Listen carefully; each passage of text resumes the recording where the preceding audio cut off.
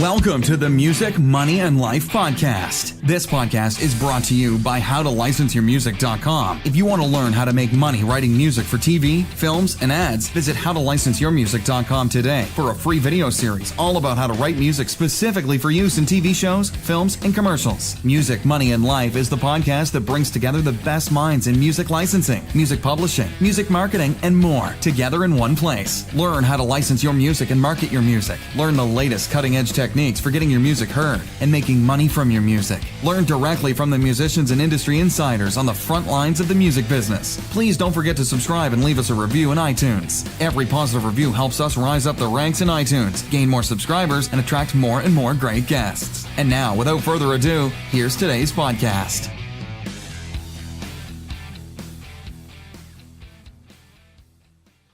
Hello, everybody. Today I'm speaking with Christopher Highlander. Christopher is a musician and composer from Sweden, based out of Sweden. And Christopher has a really interesting story that he's going to share with you guys. And just so you know, before we start, the way that I met Christopher is kind of interesting. So a quick backstory. Over the last, I would say, month or two, over the last couple months, I've become really interested in Spotify and trying to learn as much as possible about Spotify, both to better promote my own music and just in general for my website and for this podcast to better inform all of my subscribers. I think Spotify is a really interesting platform. And more, I've been coming across really great examples of artists that are doing significant things on Spotify that are generating millions and millions of streams. I've connected with someone recently in LA who is up to about 16 million streams. About a week ago, I was introduced to a person who's up to 58 million streams. And, you know, as recently as a couple of years ago, I think like a lot of us, like a lot of musicians, fairly skeptical about Spotify. You know, the idea of getting paid fractions of a penny for streams of my music just didn't seem exciting. But more and more, I'm starting to see the possibility, and I'm meeting and connecting with artists that are making real money on Spotify. So a couple of days ago, I was on YouTube and I was perusing different YouTube business videos, and I came across a music business video about, you know, how to make money, how to make a living as a musician I think this was last year in 2017 and beyond. And one of the comments on that video was a comment that Christopher left.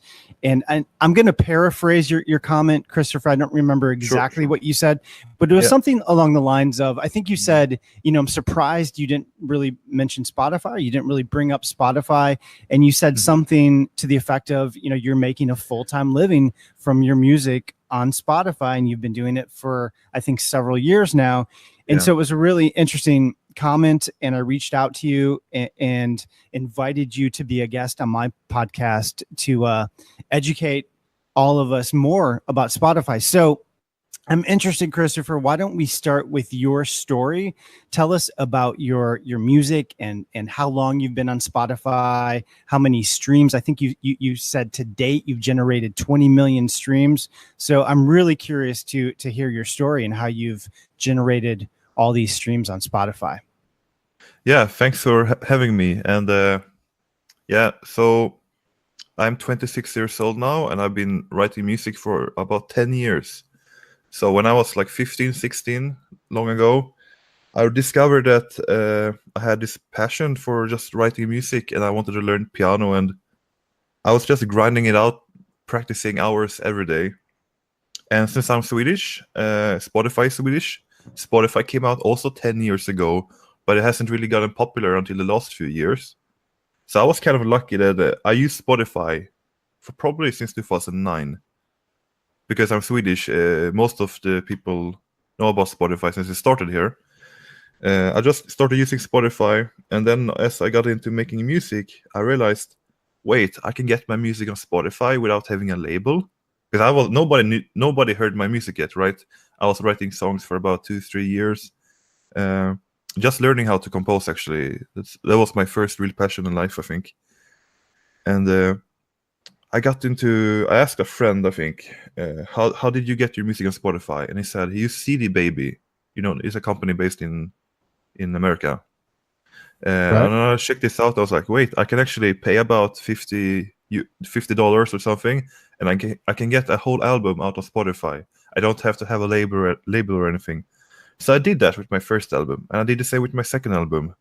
And by the time I was making my third album, this was when I was in university in 2013, so 5 years ago. And when I put my third album out, I still have nobody listening to me. On YouTube, things started to pick up. People started to discover me on YouTube, and I started to get into this new genre called chill step. It's basically dubstep music, but that's actually really melodic and really beautiful and really calm. Like, it's really chill, right? It's like this new age kind of music, but dubstep in a calm way. And I was lucky that I was one of the first people, I think, in the world that started to really get into that. A lot of people were trying it, but nobody was actually making album after album, and I was doing that. And I was lucky that by my third album on Spotify, and keep in mind that when I put music on Spotify, I didn't expect anyone to hear it. It was mostly just like a fun thing I could tell to my family. Like, I actually have music on Spotify, so it's easy to show my family and friends that, oh, it's like a cool thing, right? But by my third album, someone that had this big playlist on Spotify, I think he had the biggest playlist in the world that wasn't owned by Spotify themselves. And he decided to put almost a whole album of me in that playlist. And since the day he put my album there, he started to just spread. So it's kind of sad to say that was a big like a streak of luck, and yeah. Okay. Yeah. No, that's great. I mean, I'm definitely following what happened here. So you to sort of recap, you got into Spotify, you said, in 2009. Yeah, but I had music there first in 2012, I think. Okay. And then you put out, you said, several albums. I think you said 3 albums. You started creating this genre of music called chill step, which that's really interesting that you were one of the sort of pioneers in that genre. And then one of your albums, or most of one of your albums, got picked up by this major playlist. And then from there, things sort of took off for you. So there's a couple things there. I think it's really interesting that, I mean, one of the things I'm hearing over and over, and I think one of the things that's becoming rather obvious, is that in order to do really well on Spotify, one of the keys is getting featured on playlists. You said in your case, it was more or less a stroke of luck. Sounds like you didn't initiate that. It sounds like they just added they came across your music, obviously liked it, and added your tracks. But I'm wondering, Christopher, knowing what you know now, would there be any way to sort of orchestrate the sort of success you've had and strategize? Are there things you're doing to further your success on Spotify, or are things sort of running on default at this point? So since I've made 9 albums now since 2011, I make about 1 big album per year. Okay. And I'm always thinking about this. How can I replicate my biggest success, right?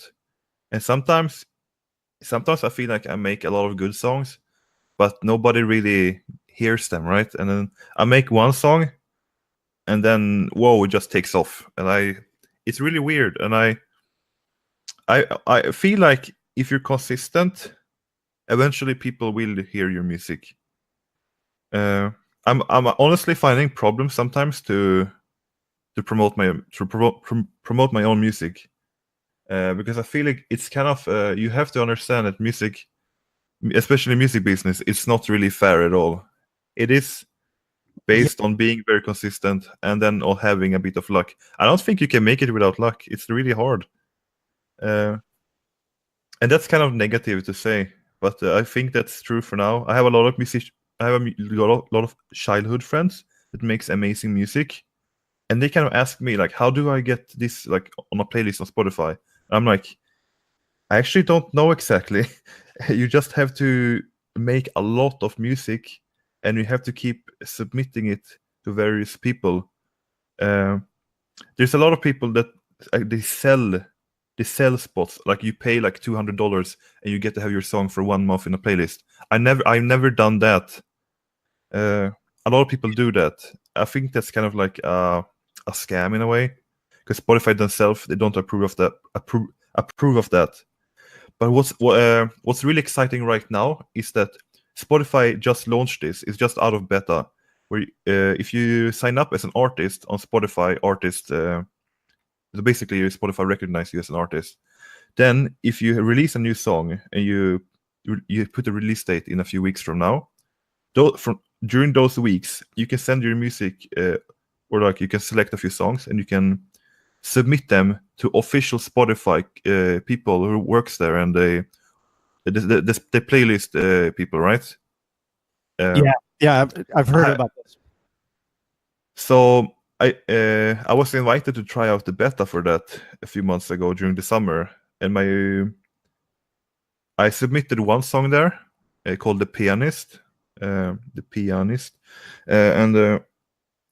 I don't think they added my song to any playlists, but still that song is still doing really well. For just 1 month, it's gotten around 30,000 views. Nice. which is really great for just 1 month for me at least. But I think if you have songs where you sing, especially, you will have a lot bigger success, especially with reaching these official playlists. But I think that's something. What I'm telling my friends right now is that you have to sign up as a Spotify artist. It's really important, and then you have to use that website to submit your songs to the official people working at Spotify. Yeah, and just to kind of jump in for those of you that are listening to this that are new to this. So the way this works, like you said, Christopher, you can submit your music to Spotify via CD Baby, which is also the distribution service that I use, and through CD Baby.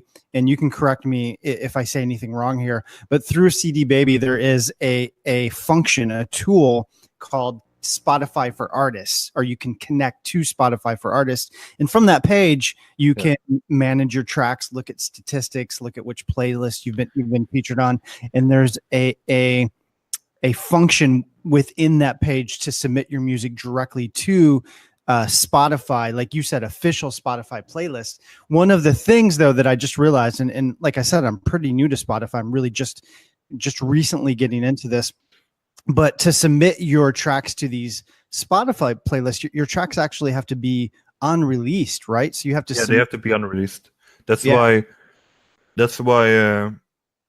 Usually, when I release music, I just release them instantly, which is something I can't do from now on. From now on, every time I release a single, I'm going to put the 2 to 3 weeks release date in the future. And then during those weeks, I'm going to log into the Spotify artist page, and I'll just submit it. You have to fill out this information. Is it a vocal song? Who wrote the lyrics? Is it in English? It's like a lot of this stuff. And then you can probably be sure that they will listen to you. And if they think your music is good and it fits one of their playlists, you might get into a playlist, and that's potential millions of listeners. That's crazy. It hasn't happened to me yet. I was lucky to get into a private playlist and not into an official playlist. I'm hoping that's going to happen one day, because I started to sing, and I've been singing for many years, but I haven't really had my own voice in my own music yet. So that's something I'm excited about for this winter. No, that's awesome. I'm doing the same thing. I mean, good luck. I hope. Thank you. But yeah, I'm doing the same thing. And prior to learning about this, like you, I was just releasing music on Spotify. I wasn't really giving much thought to release dates. I was just putting music out, and I would release it right away. But I'm sort of re-strategizing, and my plan going forward, tell me what you think of this plan, is to release music. My goal is to release a new single every 2 weeks, 2 to 3 weeks. That's good, yeah. And then submit each single to Spotify playlist and hopefully pick up some traction that way. But I want to back up for all of you listening to this. So you said you're at about 20 million streams currently. Yeah, I was surprised because I hadn't checked that for like a year. And then I was like, wait, how much do I have actually? And then I went into this website and I just, whoa.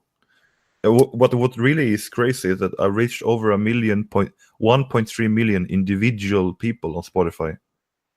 That's really crazy because I thought it was not more. I don't know. It was more than 10 times as much as I expected. That's incredible. So 20 million streams. Let's talk a little bit about money, because there's, I think some Yeah. Different. A lot of people are saying different things in terms of how much Spotify streams generate. And you and I message back and forth. Yeah, it's definitely in the ballpark around. If you get 500,000 streams, that's $2,000. Half a million streams is 2,000 is around. Yeah. So 1 million is 4,000, right? It's math, simple math. A lot of people are saying like they get like this, fraction of a dollar and stuff like that. But yeah, that's true, I guess. But if you like me, you compose the music, you record it, you produce it, you master it, you mix it, you earn 100% of that, right? Or maybe I think I earn 90% because CD Baby takes 10% cut or something like that. Yeah, so it's pretty big. But is it fair to say then that the people bitching about those royalty amounts are signed to labels, or they just don't get 100% of the royalties? Yeah, sorry for interrupting you. That's true. That's probably because they earn a few percentage, right? Yeah, that means that they are sharing the royalties with a lot of people. That's something that I guess when you're part of like, because I'm 26, right? So I guess I'm part of like the newer generations of producers and stuff like that, and musicians overall. So I had to learn how to do everything myself. But in the end, I guess I reap the reward because I don't have to split the royalties with anyone. And I have had people and managers and small labels that wanted to be like, can we be your label, and like, can I be your manager? Like, you just have to split 20 or 30% or 50% of your royalties. And I'm like, if I do that, I can't pay rent. It would have to be like kind of like a major label if I wanted to actually go into that. Yeah. No, listen, that's amazing. So what I want to find out, Christopher, so you're at 20 million streams, and you said when were you on this major playlist? What year did you say that was when you got this major bump in your Spotify traffic? It was honestly thanks to YouTube. I think I started to take YouTube very seriously by end of 2012. And back then, back in 2012 and 2013, both YouTube and Facebook was extremely good for promoting your music. They are not today. Not today. They're very, very bad today. But back then, if you on YouTube, for example, you could send messages to people really easily. So I was just sending private messages to people who I knew liked my music because they were already commenting on the guy who inspired me to get into this genre. He's called Blackmill. He's from Scotland, about my age, and he made 2 albums. And he could basically retire, or I think he retired for the past 6 years now. Wow! And he's my age, and that's crazy, right? But he inspired me to make this music. So I was like, because I had a feeling, I think people would like my music if they like his music. So I started to message people that commented on his videos. 100. I would message maybe up to 1,000 people. A lot of people, some people would be angry because they would like, stop trying to promote your music. 1,000 people per what time per day? I think over like a few weeks or something like that. Okay. Wow. Okay. Cool. I would send, but my message would be very friendly. But it would be like a friendly invitation to check out my music, but not like this typical spam, right? I would make it kind of personal, and a lot of people would be angry, but the vast majority would actually be surprised. They'd be like, "Oh, wait, I actually love your music," and nice. That way, I grew my YouTube channel up to around 10,000 subscribers, very, very quick. And those people, in turn, started to listen to me on Spotify as well. And I guess one of these people, he just happened to own this playlist, and he really loved my music, and he put my music along with other more unknown artists in there, and he basically made us being able to live from our music. But what's interesting now is that most of my streams, they don't come from playlists anymore. They come from private people's playlist and the weekly generated list. Do not underestimate the weekly list, that gets randomized and generated for you. If I can jump in really quick though, because you said something really interesting, and I want to sort of highlight this because you said earlier in the conversation that a lot of this is just luck, right? You were lucky in the sense that you were featured on this very prominent playlist, and that obviously brought a lot more traffic your way. But at the same time, what I'm hearing is you put in a lot of work. You obviously created the music. You emailed up to 1,000 people on YouTube. So you were obviously actively promoting and getting your music out there as well. So it sounds to me like it's a combination of a lot of work and luck. Is that fair to say? Yeah, but I guess with the hard work, it's still not enough. I guess you need the luck. I guess the luck comes from the hard work in a sense. I mean, the thing is, I've made about 8 or 9 albums in this genre, and I think nobody has done that in this niche of a genre. I have made the most music in the world, I think, and that's because I guess I haven't had another job, so I've just been able to live pretty cheap, and I've just been grinding and composing, playing piano every day, and just trying to make quality music. And it seems like it's working. Some months have been harder than others, sure, and it's kind of fun. Sorry to interrupt you. Yeah. Do you mind me asking what you make on an average month from Spotify, and do you have other revenue streams as well, or just Spotify? Right now, it's 90% is Spotify. Rest is iTunes and Bandcamp. And for me, it's kind of scary because I don't want to have everything coming from one revenue. So I'm trying to get into I want to get into making sample packs, like getting into that business, because I think that's something that I could do. I think I could do that pretty well. I just have to make a really good sample pack this winter. And also, like you said, licensing for some of my songs. I think that's something that I could do. That's a business I don't have no idea how to get into. Yeah, but I make a good month would be $2,000. Okay, well that's amazing. That's incredible. A couple bad month would be 1,000. Okay, so between $1,000 and $2,000 a month. Yeah, 90%. It's not a lot of. It's not the most money, but you can live off that in Sweden, and that's what's important, right? Live from your hobby.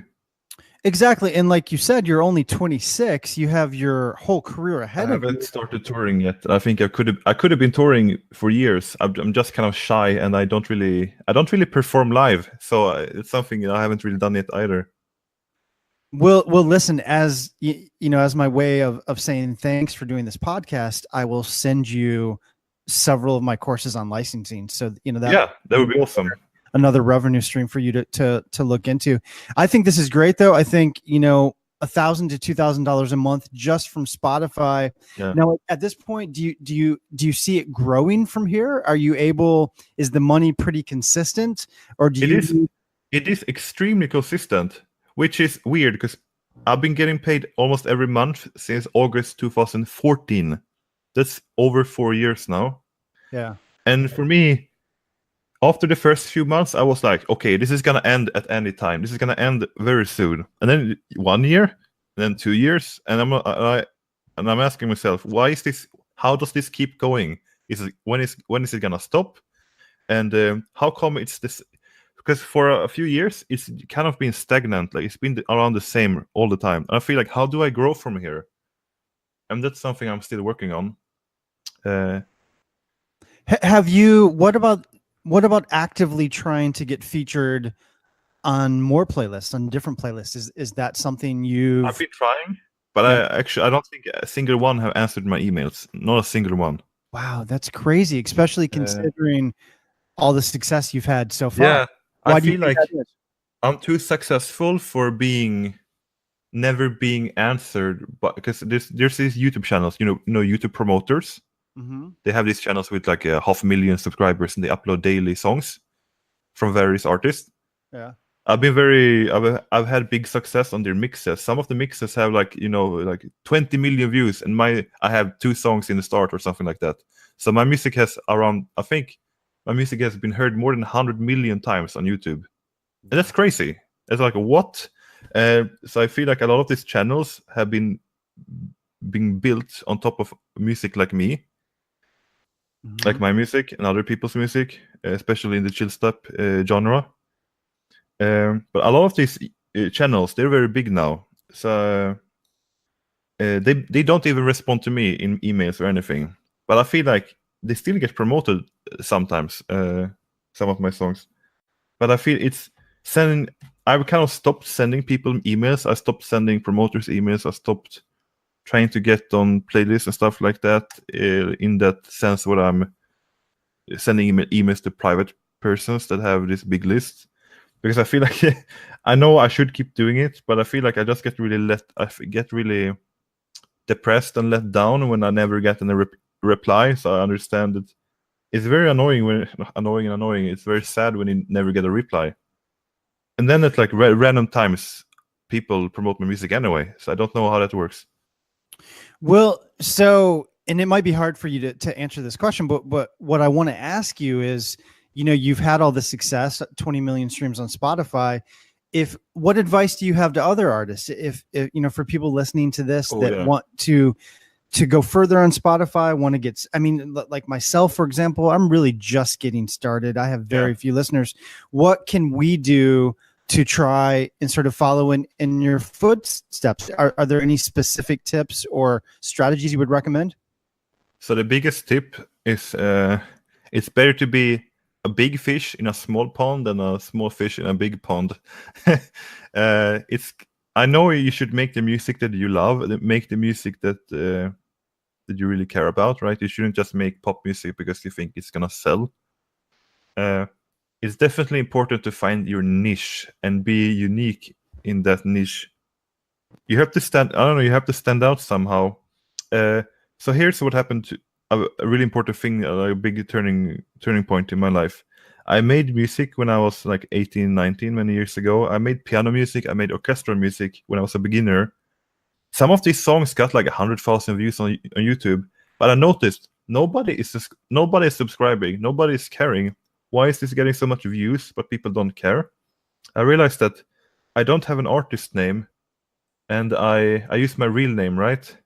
I use my real name, Christopher Highlander. You don't have a what? I didn't catch that. You don't have a what did you say? I didn't use an artist name in the beginning. I didn't have like an alias for my music. I just used my real name.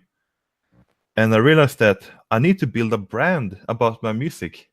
So I decided to take this Killigrew, this old English last name, like a family name. And I started to build my brand really slowly. First year, it was really slow. I think I had around 300 subscribers after 1 year. But that tripled every year almost. Tripled as I slowly built my brand up. And with my brand, I use a lot of nature wallpapers and a lot of trees and forests. I wanted people to connect my music to nature, my music to forests, and I don't know, make people be a little bit more spiritual and loving and caring, and all that. And that seems to have kind of worked. And people really connect my music to that now. And I don't think that. Yeah, do you know what I mean? Go ahead. I don't know what to say more, but yeah. No, that's good stuff. I think there's a couple key things that you said. One is big fish in a small pond. So it sounds to me like one of the keys to your success has been, like you said, you're one of the first people to make chill step, which is, that might be hard for the average musician to replicate. They have no idea what genre is even. But certainly that idea of finding a niche, and I've come across a few other similar success stories in the licensing space. There's an artist that I work with, Chuck Hughes, who I talk about quite frequently. He's a rockabilly artist, and he's done super well in licensing. And I think one of the keys to his success is, rockabilly is bigger than chill step, but it's still a relatively small genre in the context of licensing. So, yeah. So it sounds to me, find your niche, and then branding. Like you said, you came up with an alias, and you created all this imagery and really interesting branding. How did that evolve over the years? When did you decide to go the sort of nature spiritual route? Was that always something you had envisioned, or was that something you kind of discovered along the way? Since I live in Sweden, there's just forests everywhere, and I get really inspired by nature when I'm out walking, or if I'm in the mountains hiking. I guess I just wanted to share my love for nature in my music to people. And it just evolved naturally that I wanted people to visualize my music in that way with nature. And I think, definitely, a lot of my listeners are American, and a lot of them are very spiritual, and I don't know, that seems to have been the key. But definitely, the best tips is find your niche and work on branding. Right? I had this. In 2014, in January 2014, this was before I earned anything at all. I had a Skype lesson with this artist called Varian. He's a very prominent and famous producer. And I basically had this 1 or 2 hour Skype lesson with him. He basically told me that your music sounds good. I mean, the melodies are good, but your mixing is very bad. And that made me hate my music. I couldn't release anything for almost 2 years after that. Wow. But he told me how important branding is, and he told me I actually was doing a really good job for not really knowing what I was doing. That was good to hear from like a really famous artist. Yeah, no, that's awesome. I mean, this is really good stuff, Christopher. What I'm hearing, sort of my key takeaways from this conversation, I'm learning just like everybody else. But what it sounds to me, in your case, it was a combination of a lot of hard work. Like you said, you were emailing thousands of people on YouTube, time and consistency. You built this up over time. You had sort of your quote unquote lucky big break on Spotify, getting featured on this playlist, and then your branding. So I think those are really important takeaways, important lessons for all of us out there making independent music. It looks like we've gone, think about 45 minutes here. I'm kind of losing track of time. So I'm going to let you go. Thank you so much for doing this, though. And for those of you listening, this is the first and what I hope and what I plan to be a series of podcasts and videos about Spotify. Mm-hmm. I'm really interested in learning more. I think the potential on Spotify is significant, and more I'm coming across great stories like yours, Christopher. So thank you so much for doing this. Can I say a few final words? Sure, absolutely. But Spotify definitely the most important platform right now. Today in this year, probably Spotify is going to be the most important platform for the next few years. But I'm definitely seeing YouTube and Facebook for music, at least for music, is going downhill. It's been going downhill for the past few years. You don't have the same reach as you used to have. Very, very, very limited reach. Why do you think that is? Because they want you to pay a lot of money to promote it, and you didn't have to do that before. And even if you pay, it's still very limited. And I think that you have to be aware of the new platforms that's coming up, and you have to kind of be early to know. Like, you have to be quick. There's a lot of people always hype about these different platforms, Reverb Nation, and I'm like, I don't think you need to be on that at all. Not that important.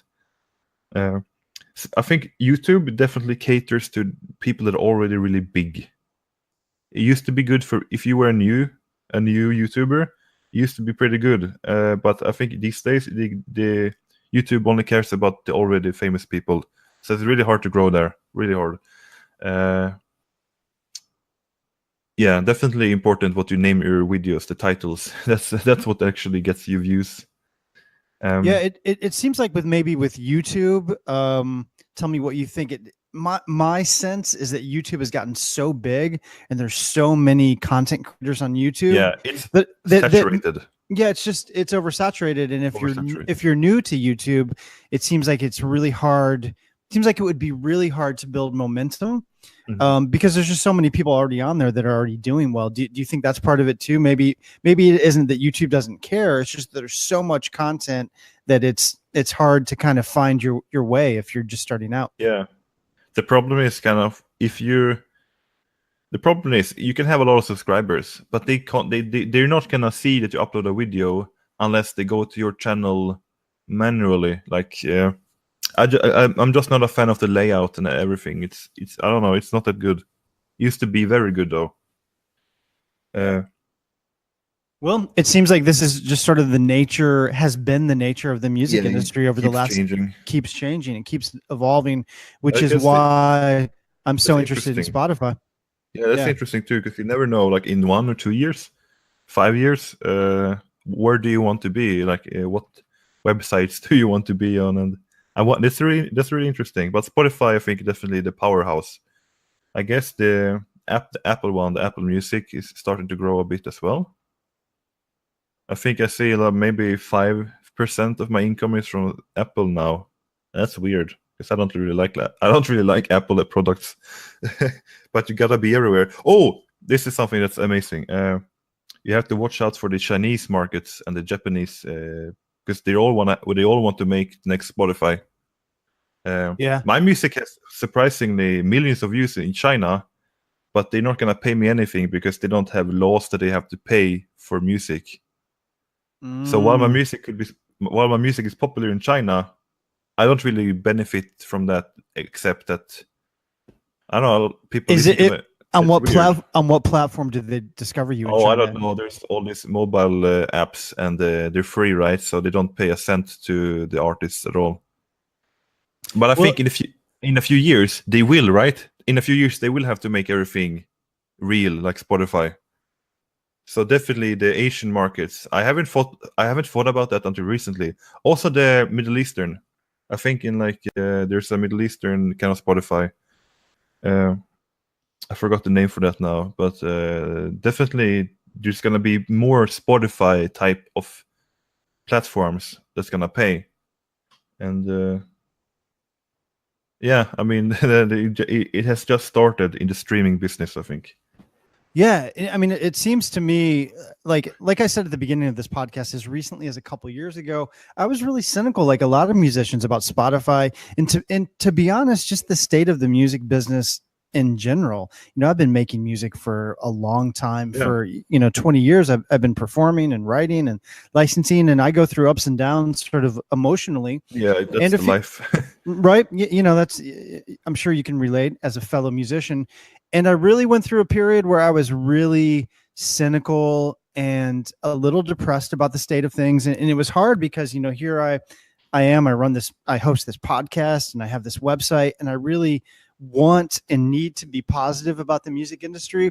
But really, for the first time, I would say, this year in particular, over the last few months, I'm starting to get really optimistic again. And the reason I'm optimistic is because I'm meeting more and more people like you, and I'm connecting with people that are finding ways to generate money, to generate revenue. Like you said, $2,000 a month in the grand scheme of things maybe isn't a ton of money, but it's from your music. You're living off of it. You're only 26.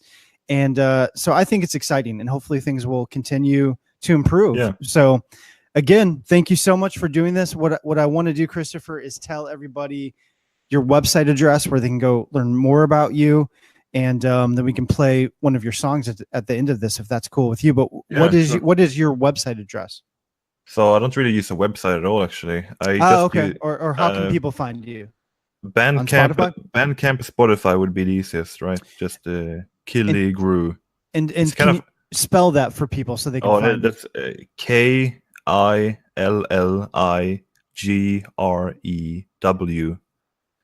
It's a bit hard to pronunciate, actually, but just KILLI, and you can find it. Killy. People call me Killy. So KILLIGREU, Killy Grew. Yeah, with a W in the end. The W on the end. So Yeah. so find Christopher. His alias, his musical project is Killigrew. Look him up on Spotify. Check out his music. Look at all the streams he's getting. And then if it's cool, Christopher, let's play. Can you send me a track after this? And I'll I can send. Cool. I think I have the song for it. Do you know which track you'll send me? What it's called? Yeah, I'm gonna send My Dying Star. What is it called? My Dying Star. My Dying Star. It's Awesome. pretty So dramatic. this is Christopher Highlander. His music, his project is called Killigrew, and this is My Dying Star. Christopher, thank you so much for doing this. Thanks, Aaron, for having me.